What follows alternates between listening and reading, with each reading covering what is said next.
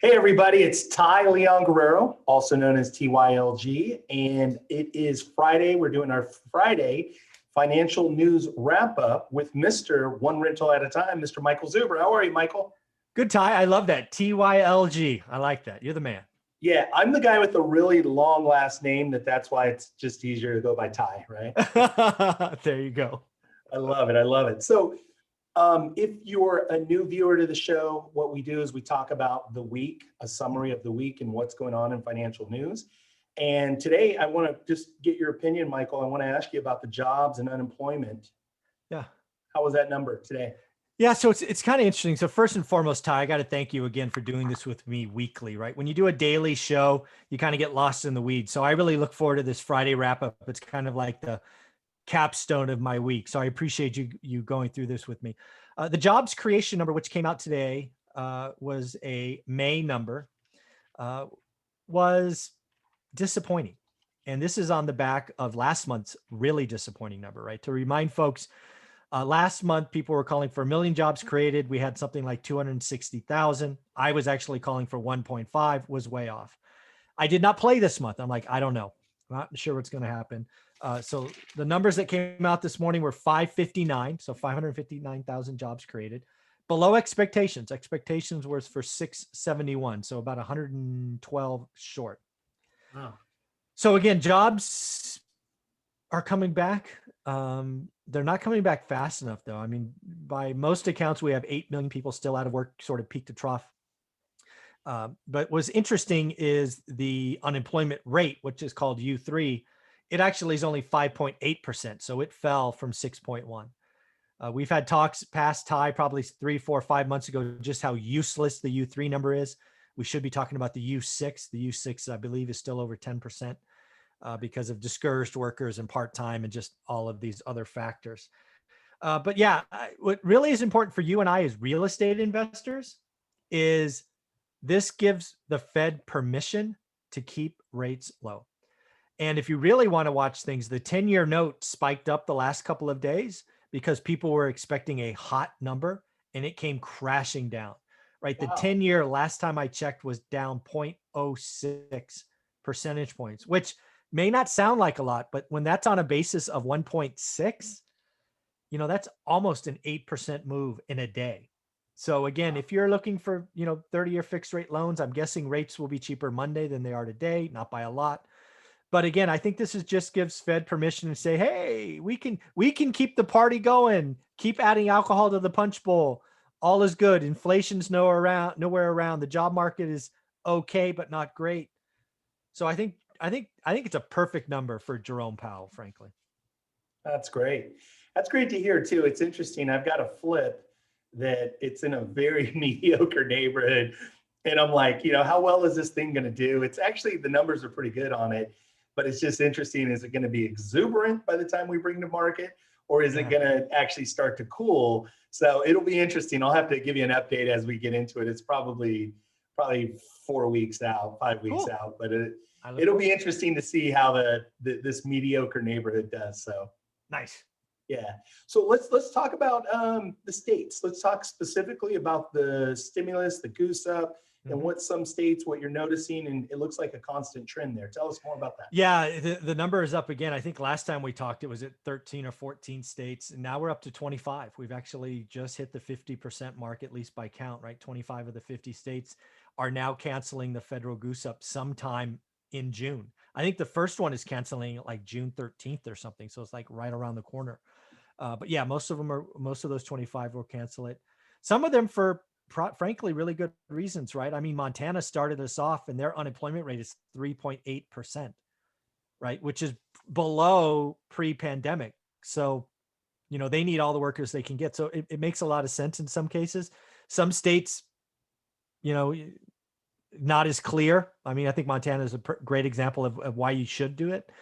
But yeah, I think there is a general feeling that the jobs number last month was so bad. The jobs number again this month that we just talked about wasn't great, that there's a lot of people that are choosing not to work and just get the Fed money, right? And even if that's just a marginal percentage, it's something. And there are some states. I did a talk, I think it was Thursday, maybe Wednesday, there are 3 states that have more job openings than actually adults that can apply for them. I think it was Tennessee, Hmm.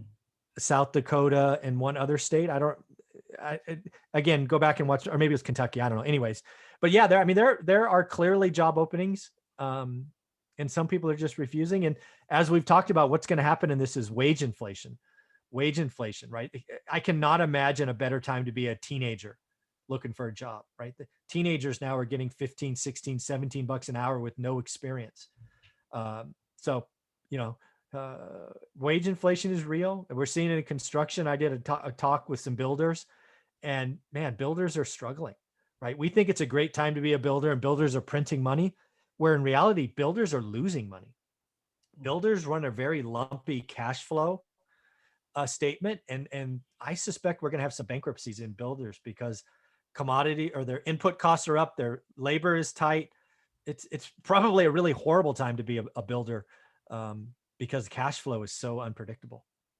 Yeah, I would completely agree. It's interesting too. You had a post on your Instagram and it was showing the difference in lumber. Lumber, yeah.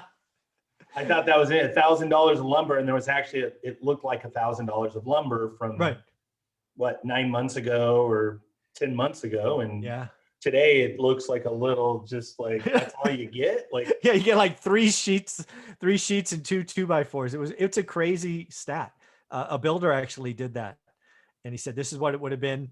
This is $1,000 a year ago, and this is and it's stark how different it is. And you can go to my Instagram, one rental at a time, and see it. It's eye-opening, the difference. And you think about houses, right? Houses, I mean, builders are like $50,000, $60,000, $70,000 in input costs. And it's not only lumber, it's windows and shingles and copper wiring. And it is a rough time to be a builder, man. If you aren't watching your cash flow statement, which, let's be clear, most builders don't, right? Builders build. They're not accountants. right. Man, some of them are running really scary cash flow statements and could find themselves bankrupt soon. Interesting. Really interesting. We're going to keep an eye on that. So let's talk about Wall Street. Specifically, we've talked about Wall Street coming to Main Street, meaning Wall Street's interest in single families, and we've talked about this a little bit. Yeah. Bring us up to speed on some new news there. Yeah. So I did a conversation where it got my attention. It's about I don't know, maybe 2 months ago now, called Investor Mania. Right. This full credit goes to John Burns Real Estate Consulting for bringing it up, for Rick, the author of the article, being on my show. But I've been digging in, and there are billions of dollars allocated to own single family homes. And just today, a brand new fund by Invesco in Mind, MYND, I think it's pronounced Mind, $5 billion allocated money, ready to go. Their target, 20,000 single family homes. And folks, this is new money. It is already allocated. It's already going out. This is one of dozens of these funds. I would be shocked if there's less than $500 billion that you could put under the Wall Street umbrella that's not actively looking to buy single family homes. Wall Street's going to go from sub 1% ownership of single family homes to 5 or 6% in the next couple of years. It's going to change landlording. It's going to raise rents. It's going to raise values. Folks, Wall Street's coming. If you want to be a landlord, now's the time to do the work. Go get yours and just let the tide rise. It's interesting that I had not seen that article. I'm going to find that article now that we're talking about it. That MYND, when you spelled it out that way, what I think that is it's a joint venture. And I'm just guessing based on the name, Invesco, right? Yep. And then MYND, I believe that's the group that I worked with out of Oakland. There you go. Waypoint. Yeah, so I'm not certain, but they had dabbled in some property management software. And I believe that was the moniker is Mind, MYND. There you go. I'm going to have to research and get in touch. It'll be interesting. Maybe if it is, in fact, Doug and Colin, I would love, maybe we can get them on the show. Oh, that'd be fun. Yeah, get them on. So it's interesting. Now you got me super curious. Like, I think that's Doug and Colin. So I will send you the link. I have the link in my folder. I love it. Thank you so much. So last thing that we're going to finish on, I know that we talked a little pre-roll about some really big goals with your students. And not only that, but so many people, I see the post in the private Facebook group, people are buying their first deals and their second deals and their fifth deals and their 10th deals. Tell me about your big goal with the students.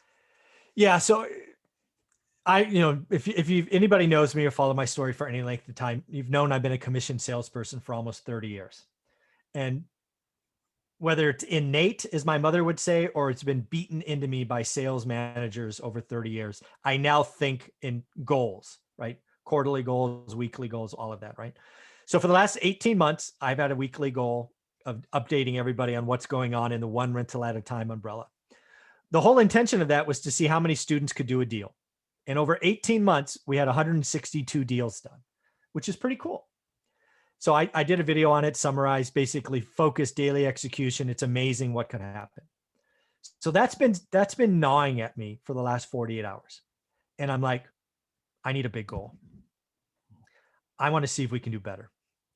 So initially, honestly, I thought about 1,000 and I'm like, that's too big, right? 162 to 1,000, 18 months to 12 months, too big. And then I thought about 500. I'm like, that's the number. So I have a goal of students, followers buying 500 properties in the next 12 months, June 1st to May 31st, 2022.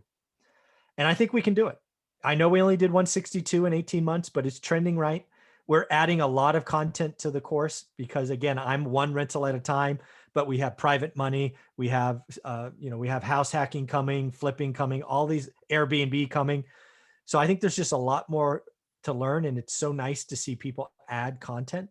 So yeah, I have a crazy ass goal of having students do 500. And again, this isn't 500 offers. This isn't 500, this or that. It's 500 closed deals in the next 12 months. So I have not been this excited in quite a while. I love it. 500. I love it. Love it. We're going to have to get you a banner there behind your background. Yeah. To like next to the one rental, we're going to have to get a banner that says 500 on it. There you go. I love it. So thank you so much, Michael. As always, I love doing our Friday financial wrap up here. For those of you that don't know, do yourself a favor, get involved, buy the book. It's on Amazon. If you already have the book, if you're already digesting the content, write this man a 5-star review on Amazon. He'd really appreciate it.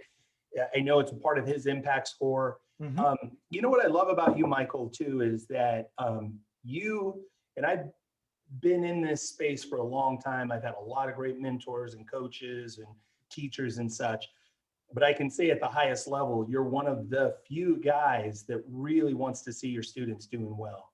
And that means a lot to me. So being thank you. A lifetime student of many. So do yourself a favor, one rental at a time. He's on YouTube, daily news.